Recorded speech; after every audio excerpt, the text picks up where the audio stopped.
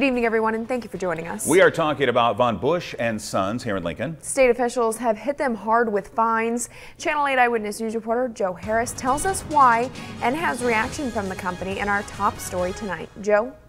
Rod and Megan, in a nutshell, the state officials say Von Busch and Sons have a history of not keeping up with good safety practices.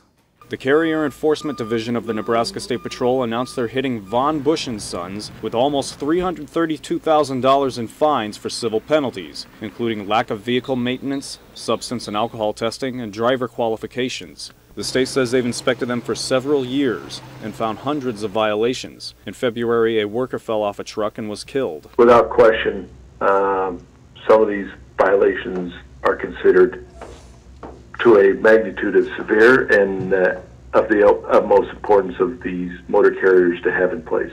NSP says they're not saying employees were coming to work under the influence.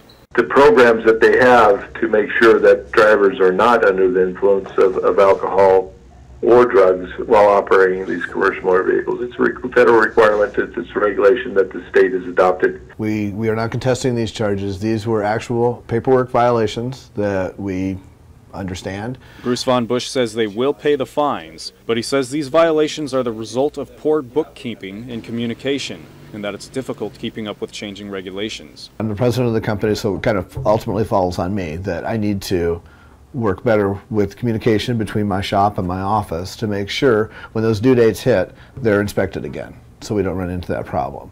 We do follow up on daily inspections, but the annual inspections, we're falling through the cracks. Now, Von Busch says he's confident things will improve from here on out.